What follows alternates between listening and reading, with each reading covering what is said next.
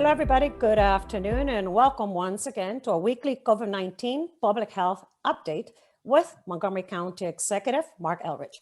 I'm Lorna Virgili, Hispanic Public Information Officer, and as usual, our Health Officer, Dr. Travis Gales, is joining us. Dr. Earl Stoddard, who is the Director of the Office of Emergency Management and Homeland Security. And also joining us today as guests, we have Tiffany Ward, who is the Chief Equity Officer in Montgomery County Government, James Stowe, the Director of the Office of Human Rights, and Ilana Branda. She is the Deputy Chief for Services to End and Prevent Homelessness in Montgomery County with the Department of Health and Human Services. Reporters, all of you should already have permission to record. If you do not, use the chat. And we do have today a hard stop at 1:20 in the afternoon. And with that, I toss it to you, Mr. County Executive. So good afternoon, everybody, and thank you for joining us on our weekly press briefing. This week is Father's Day, and I first and foremost want to thank all the fathers, grandfathers, mentors, and any type of father figure that is in a child's life, and wish everybody a happy Father's Day. In honor of Father's Day, we've proclaimed this week Men's Health Week in Montgomery County. Men are twice as likely to wait more than 2 years between doctor visits. Check. In fact, more than 40% of men don't go to the doctor at all unless they have a serious health issue. We are asking all men and those who love them to please remember to check in about your health. Even if you're feeling good, a routine exam, especially at older ages, is so important to catch anything that we can and check it off early. On the front of COVID and vaccine rates, today we find our positivity rate to be about 0.43%, less than 1%. And our case rate is 0.83 per 100,000. We're now clearly sitting below the 1 per 100,000 case rate, and our community is now at a very low risk of transmission. And this is really good news for everybody. As you can see from the graph, you can see clearly where we are in the context from the past 15 months. We have come a long way in this journey, and it's nice to have gotten here. And I feel pretty good about our ability to stay in this space. 63.7% of our residents have received both doses of Pfizer, Moderna, or a single dose of J&J, according to CDC data. We continue to lead the nation for our 12 and over population for the vaccination rate for jurisdictions over 300,000 people, being at 75%. And really great news is that we've gone over 90% of our population over 65 being vaccinated. We're doing very well, but as you can see from the graph, we're still seeing dramatic decrease in volume as we're now seeing supply exceeding demand. That's a big change from not that long ago. This last mile of this vaccination effort is going to be tough sledding, and we remain committed to our demographic and zip code targeting efforts. This kind of gives you an idea of where our vaccine doses have gone, and you can see we're vaccinating fewer people now. At some point you expect to vaccinate fewer people, but we still have too many people left unvaccinated, and that means the risk of transmission between unvaccinated folks remains the same. So we're encouraging people not to rely on everybody else getting vaccinated, but do your part, make sure you get vaccinated, and that'll make this county healthier and make our recovery a lot smoother. Yesterday, Governor Hogan announced that the state of Maryland will be lifting the state of emergency on July 1st. That was pretty much expected, though I will say, like every other announcement for almost the past year, we don't know about it until the announcement is made. So we weren't able to give any reporters any heads up on what might be coming because we had no idea what was coming. But that said, this is something that, I think is, basically justifiable. I wish the numbers were higher in some of the other counties in the state because some of the other counties do have much lower numbers. But I'm proud of the vaccine response, the COVID response, and our efforts in Montgomery County. Being the state's largest jurisdiction, our numbers have helped driven the state rates higher. The lifting of the governor's state of emergency will have very little impact on our current recovery efforts. We don't plan on reducing any of our efforts to get people vaccinated. However, I do disagree with Hogan's statement that this is the end of recovery. We're not there yet. I want to be, perfectly clear about this. The economy was severely blasted by COVID, and the businesses that have closed, the people who are never coming back again, those businesses are not going to be reopened.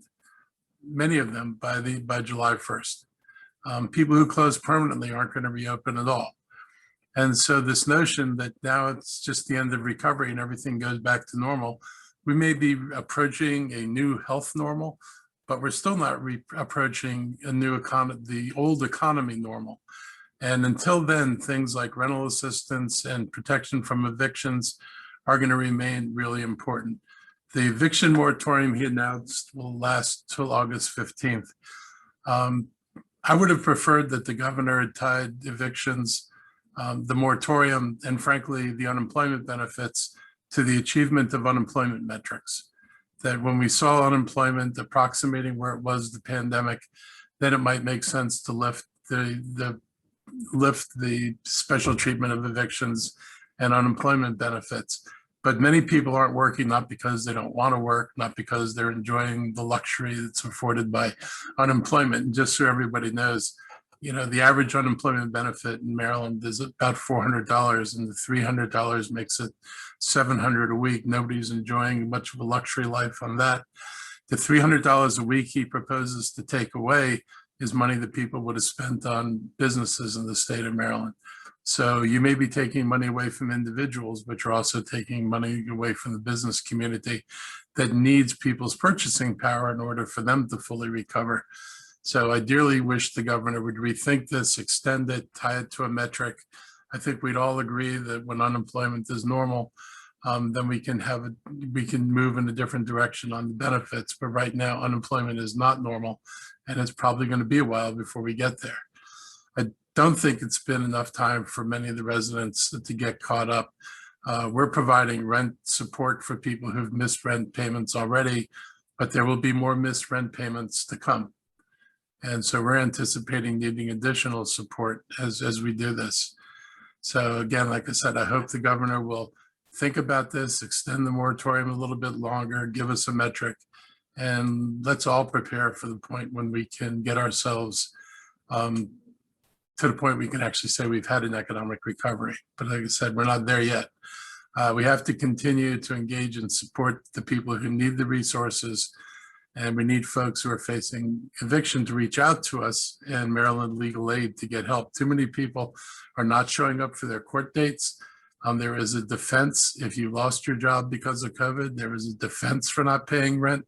But if you don't show up in court, there is no defense. And so it's critical that people show up and do what they can to explain to the judges why they've not been able to pay their rent. And if anybody has received a posted eviction from the sheriff's office, we want you to call 311, let us know what you've received so we can try to intercede with the landlord to prevent your eviction. We very much do not want this to occur as many people are worried about it happening. As we turn our page from response to recovery, I'm looking forward to working with the governor, the other county executives and mayors, along with our state and federal delegation to ensure that Montgomery County residents and businesses can rebound as quickly as possible from this. There was one bright news I got from the county liquor board is that they had approved a record number of new liquor licenses, which means that people are applying for new licenses and bringing restaurants back to life, new restaurants back to life, most likely on the vacant spaces that were created by other restaurants. But that's part of a recovery that's been noted both in Montgomery County, but regionally as well. So I'm optimistic that that new growth will come on what remains of what was there before COVID shut things down. We had a great event at Novavax this week as our county is reopening and our economy is recovering. It was great news that Novavax test results on their vaccine were a big success. They tested at 90.4% on par with Pfizer and Moderna, higher than J&J. And this vaccine showed 100% efficacy in preventing moderate or severe disease. So congratulations to the employees at Novavax, Montgomery County. And we're very lucky to call them home. And having been out there in the middle of this when they were still working on it, I really appreciated how much work people talked about, the hours and effort they were putting in to developing the vaccine that would ultimately come to market. So thank you very much for your dedicated work to making this happen. Although the Novavax got headlines this week, their success is really a testament to the success of our entire bio and life sciences community. And when I joined the governor at Novavax, we learned they were hiring 500 new positions by the end of the year, and they have a proposal for a major expansion of their campus, which is going to see even further growth in their company, which is just one of many companies growing in the life sciences field here. And speaking of life sciences, we signed a much sought after MOU with the university system. I've been working on this for almost 2 years and trying to get the university system to play a more coordinated role with our life sciences sector in Montgomery County. We knew that we had concerns about talent pipeline, but also research in Montgomery County. And unlike many of the other life sciences centers around the country, particularly the leading ones, we stand alone in not actually having an academic research presence here. And we were looking to work to correct that. This MOU, which was signed last week between the county, the University System of Maryland, and including the universities of Shady Grove and Montgomery College, was signed in the presence of leaders from the bio and life sciences industries, and we're really excited. We think this opens up a door for further economic development in the county, both in the form of support for research, but also support in creating the talent pipeline that these companies need. And we know that the better job we do in this area, the more likely we are to keep, retain, and attract new companies to Montgomery County. We've earned a reputation as being Vaccine Alley. We've been known as DNA Alley. So we are, in the forefront of this research, and this hopefully will accelerate the role that we're taking there. We also want to announce that it's not an announcement. This year's going to be the 156th anniversary of Juneteenth, and we're going to be celebrating it this Saturday. On that day, Union General Gordon Granger and 2,000 federal troops have arrived in Galveston, Texas, to take possession of the state and enforce the emancipation of its enslaved persons. It was great news yesterday that by unanimous consent, which is somewhat hard to believe, the United States Senate voted to make Juneteenth a national holiday. Montgomery County's 24th Juneteenth celebration will be held in Black Rock Center for the Arts, which is located at 12901 Town Commons Drive in Germantown, from 10 a.m. to 10 p.m. this Saturday. This year's theme is going to be Freedom at the Rock, Acknowledge, Educate, and Celebrate. It traces the African-American struggle for freedom through education, art, dance, music, and honoring our elders.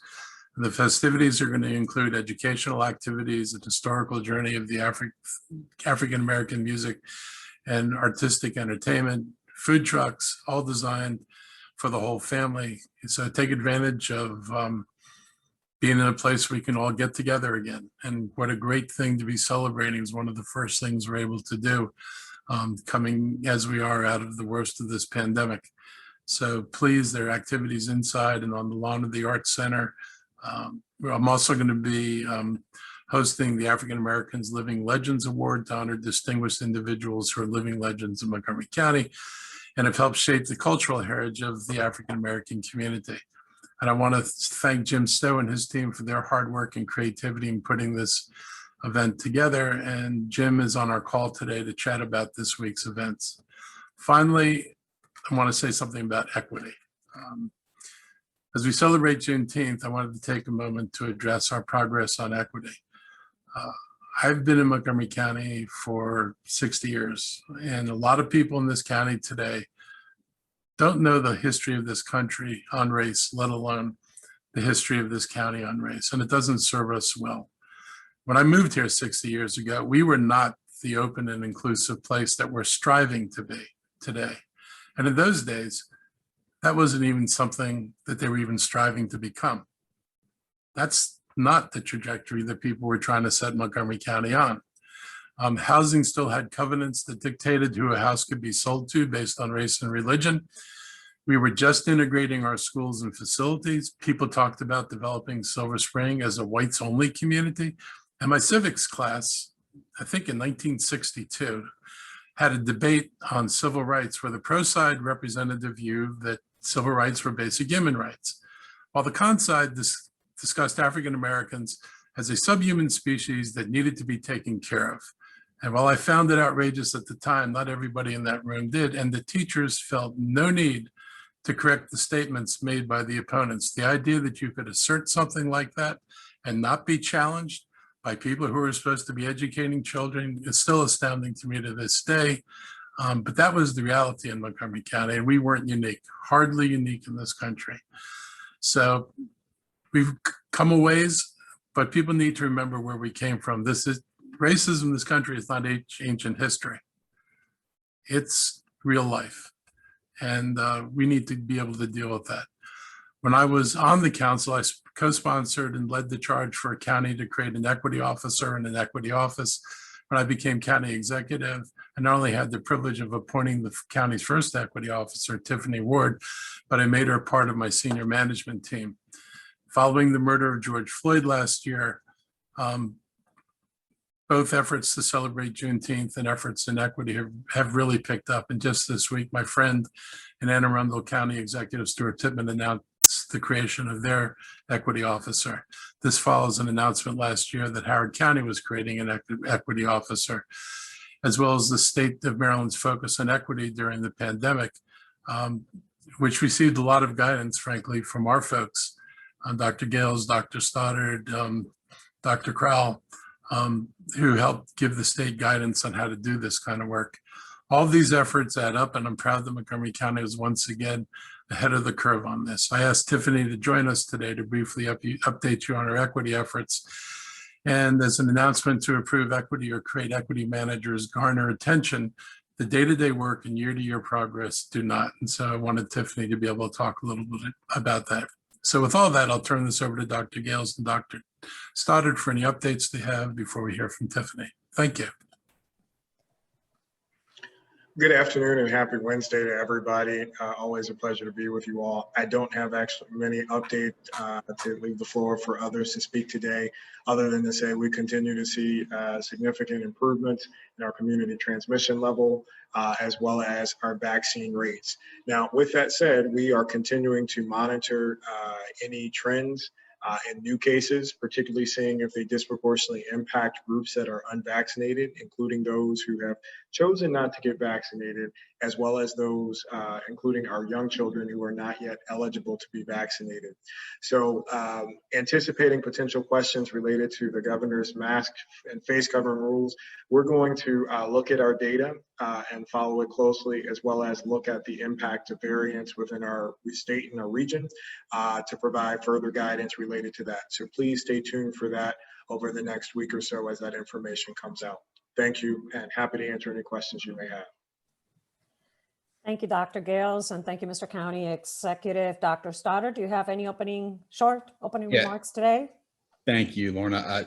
Just a few comments. We continue our vaccination efforts, as Dr. Gales and the county executive alluded to. There are a number of clinics. We're focused a lot on some of the areas where we have that lag our other higher vaccination rates, and so focusing a lot of efforts in the down county area, particularly in some of our urban cores where we see lower vaccination rates. And so you'll see there's a whole host of clinics being offered at Mary Center, Proyecto Salud's doing work at Westfield Wheaton Mall, the Casement Clinic in Rockville. There's vaccines on the Adventist campus and Lake Forest Mall, as well as some of our standing sites like the Germantown mass vaccination site.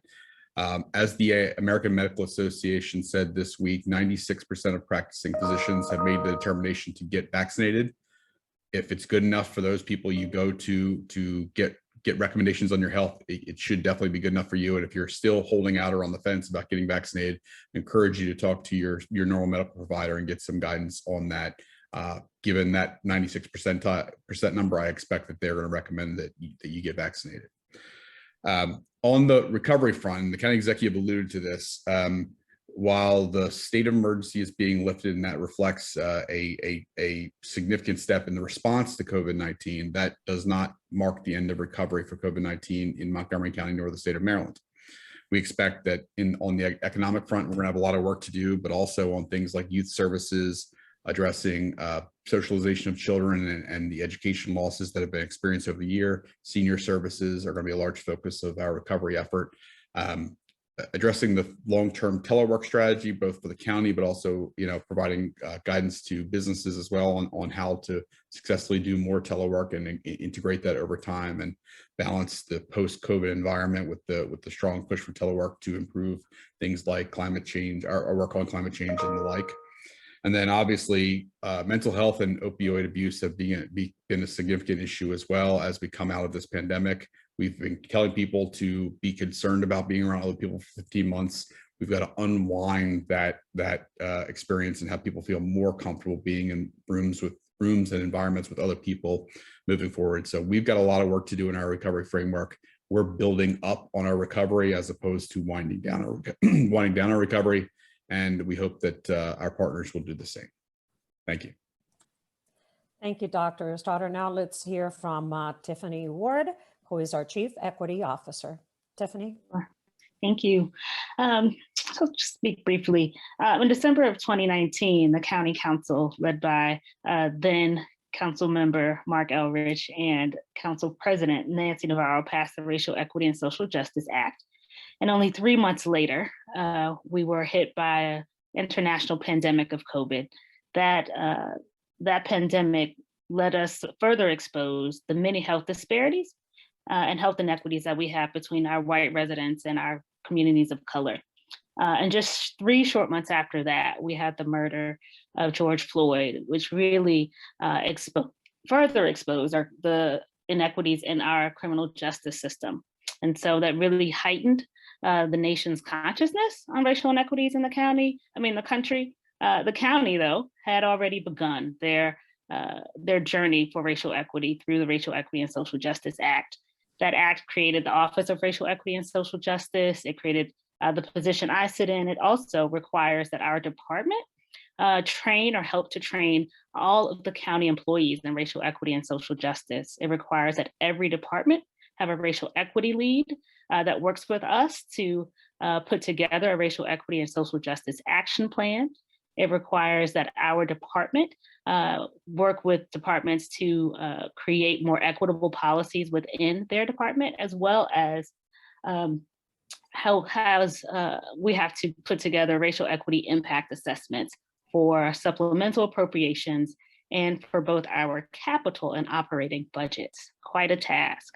So over the past, I would say 15, 16 months, we have worked to train our county officials, both our elected officials and our directors. Many of them have gone through a 2-day racial equity training that really gives the history of racialized policy in the country from literally its inception to today. All of our racial equity leads have gone through 40+ hours of training, and they will be trained to lead core teams and to create those racial equity action plans that we are speaking of. Our Office of Racial Equity and Social Justice is working with OMB, which is our Office of Management and Budget, to put together a tool for our departments as they assess all of their programs and processes for racial equity. So that tool is just a list of questions that helps you think about how your program or process is creating or helping to mitigate racial inequities in our county population. And so we are also working with the Department of Environmental Protection to help them center racial equity in their climate action plan.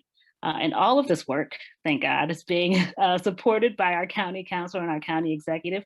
We've grown from a small team of 1, that's just me, to a team of 4 over the last 14 months. And we have been granted 2 more FTEs. Special thank you to our county executive and our county council for doing that over our last budget session. And look forward to further growing the department and really seeding the policies and the procedures that we think will help close some of the inequities here in our county.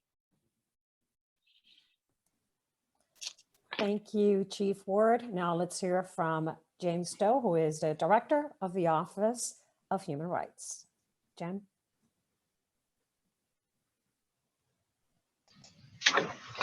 Thank you so much. We're excited about this coming weekend. This Saturday, June 19th, is Juneteenth day for ourselves here in this county, all around across the country. And the county executive is hosting our community for this great event. We invite you to come out and be a part of it. We're calling it Freedom at the Rock. That's the Black Rock Center for the Arts. Sort of our theme again is acknowledge, educate, and celebrate. And throughout the day on Saturday, starting at 10 a.m., we'll have just that, beginning with activities and educational opportunities for our children, games for them as well, a lot of fun events, a lot of focus on books and learning will be part of that morning process for them. We have a series of arts and crafts that will follow thereafter. Also, we'll look at painting and other art exhibits as part of that process. Our Sandy Springs Slave Museum will be present as well with exhibits to share that as well. Arts on the Block also will be part of that process too. So from there, we'll go to performing arts. We'll have dance classes that will occur as well. And so persons get involved in that kind of activity as well. We'll be featuring also a Freedom Film Festival that'll have a series of films that our library is sponsoring. And so very pleased that they've joined us in this effort as well. And so there'll be some interesting films that'll be part of that process.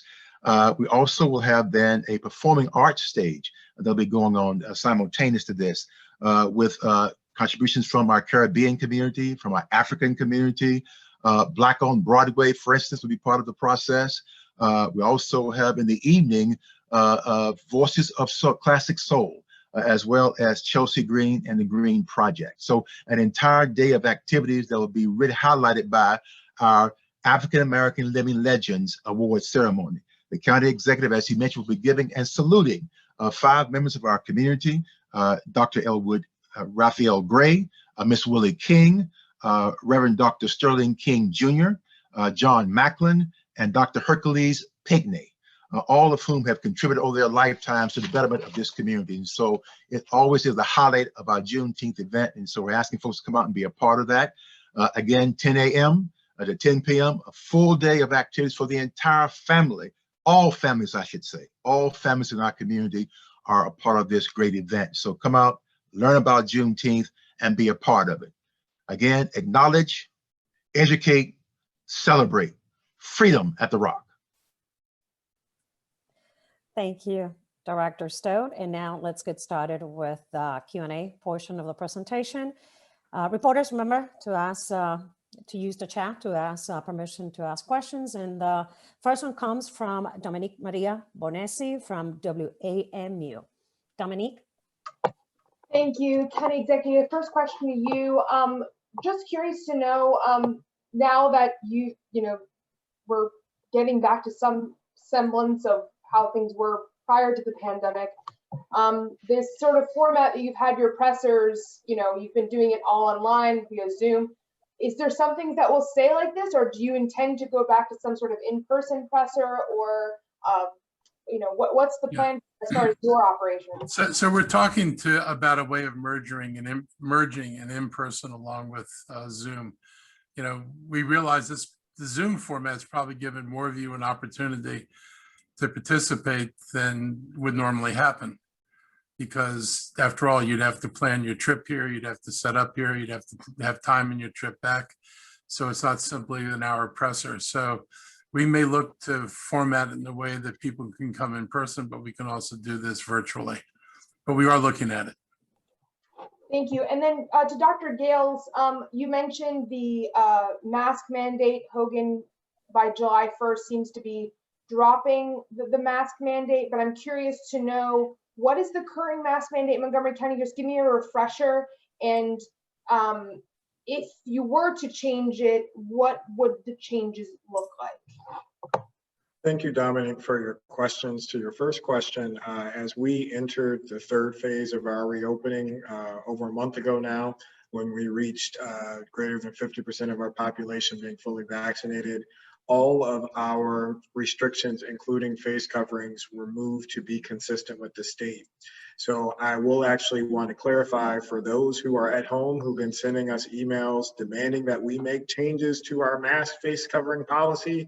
We've been following the state's policies related to reopening, including face coverings, for multiple weeks now. So if you do have complaints or concerns about that, I would encourage you to address that with the governor's office and MDH related to that, as that's the policy that we've been following. Now, as we move forward, as I mentioned, we will continue to look at the data to make the best recommendations to the county executive and to the county council sitting as Board of Health, that is informed, again, by multiple principles. One is looking at, for example, the data shows that the majority of folks who are being hospitalized with COVID right now are folks who are not vaccinated. And so COVID-19 continues to be a significant problem for those populations. So we will continue to do everything we can to make the vaccine available to those who are eligible. But to the other piece, that population who is not eligible, including our children, trying to figure out what makes most sense in terms of keeping them safe to mitigate any further transmission within that population or any potential risk of having outbreaks and having our children get sick. So that said, as the county executive mentioned, we learned of the new policy yesterday afternoon with the general public, and we're going to continue to look at the data as well as be informed by trends of variants to propose further recommendations as we move forward. Thank you, Dr. Gales. Next question, also for you, Dr. Gales, comes from Dan Shearer from Bethesda Beat. Dan? Hi, Dr. Gales. This is sort of a follow-up on Dominique's question. Do you anticipate the possibility that there might be changes to guidance on the mask mandate for MCPS for schools next year? And if so, what data specifically might that depend on? Thank you, Dan, for your question. I would reiterate the answer that I just provided to Dominique in terms of the data points that we would be looking to provide that public health related guidance. As you know, ultimately, due to some of the previous actions of the governor, public health offices can provide guidance, but ultimately those policies within the school settings are decisions that are left up to the respective school entities. We work very closely with our MCPS colleagues and our non-public school colleagues throughout the pandemic, and we anticipate that this will be yet another area where we will provide them guidance in terms of how to move forward. And as it relates to reopening in the fall, obviously, as we've seen through the pandemic, a lot can happen in a short amount of time. So what we'll say is we're going to, again, not to sound like a broken record, continue to look at the data points, including the impact on unvaccinated populations, the impact of COVID cases in our younger groups, and in addition to including the numbers of cases, any particular hospitalization information and data, and hopefully we won't see any, COVID-related mortality, but, certainly look at those types of data points that are impacting those populations. Thanks. Thank you, Dan. Next set of questions come from Kate Ryan, WTOP, and questions for the county executive and also for you, Dr. Gales. Kate? Thank you very much. I'll start with Dr. Gales, and I'm going to sound like a broken record, but I just want to clarify something here. In terms of the 12 and under who cannot be vaccinated, children who aren't eligible yet for vaccines, do you have any sense of whether or not there may be an approval of a COVID vaccine for them before the school year starts? And if I'm a parent who's sending my child to summer camp in July after the state, lifts the mask regulations, what should I do? What's my guidance there? And I know Governor Hogan said yesterday, well, people should follow the science. Well, people are going to be looking to you to go, help me out. And then what is the science? Thank you, Kate, for your series of questions. And I will use your adage to sound as a broken record. We just found out the changes yesterday. And the science shows, again, that if you are not vaccinated, regardless of the cause, you are still at increased risk of contracting COVID, as well as potentially having, a complicated course of illness dependent upon, a host of other factors. So we've got a challenge here. We're going to continue to try to drive down community transmission, again, as low as we can, because we know that the ability to spread the virus through populations is contingent upon community transmission levels. So we're going to continue to emphasize and practices to do that. One of the big components to driving down community transmission, again, is getting vaccination numbers as high as possible. So all of the things that the county executive mentioned, Dr. Stoddard and others have mentioned, and all of the exhaustive efforts that we've been doing to get us to this point of having over 75% of our residents receiving first dose, we're going to continue to do that. We don't think there's a mission accomplished piece to this. So we're going to continue to push and support those efforts, again, to keep community transmission level down, because that in essence provides an added layer of protection to our young people who aren't eligible for the vaccine. Now, to pivot to your first question, as it currently stands, none of the pharmaceutical companies, at least that I'm aware of, have submitted data for consideration to the FDA for consideration to have the lower age groups covered by their vaccines. Now, that said, based upon kind of reading the tea leaves a little bit, I am hopeful, and other public health officials are hopeful, that that type of process will start in July, and hopefully, though, I think best case scenario, realistically, by the end of July or early August, we'll start to see the vaccines be available to the younger groups before kids go back to school. And that would be a significant game changer, because again, we would be able to provide an added layer of protection to that group before we release them back to school at full capacity, and potentially in environments where face coverings and other physical distancing measures and public health measures are no longer in place. Got it. So if I can briefly follow up with you again on the on where things stand now, and do you have an idea of by what date? You said you're going to review the data, take into consideration, the state's impact, et cetera. Do you expect to have an answer for those people who are saying, okay, county health department, what do I do on masks? Well, not at this time. Again, we're going to do our due diligence to make sure, as we always do, in terms of putting forward those recommendations before the declaration of emergency ends. But in the meantime, I want to emphasize one thing that we've been clear about, even when our own restrictions have changed and the language around face coverings has changed. We still support parents, individuals, businesses, other entities to be able to implement policies that they feel comfortable and feel safe in. And particularly from an individual level, if parents have children who are going out to different places, I would still encourage you, if you want to have your children wear face coverings, to support that idea. So in the meantime, in the absence of formal language coming from me or coming from the County Executive Board of Health, I would still support and encourage parents to do what they feel most comfortable in, not only for their children, but for themselves as they continue to interact within society. Thank you. I think it's worthwhile just to remind exactly where some of these, so there are a couple of mandates that are going to stay in place, to be clear. I think the governor has maintained the healthcare facility mandate, so that will stay in place. And the public transportation mandate is a federal mandate, and so that will stay in place as well. And so really the three areas where the county has some more involvement are in our correctional facilities and in our homeless shelters, where I think masks are very likely to stay for at least the time being, given what we know about the risk in a congregate living facility, and where we know vaccination rates are not as high as we would like them.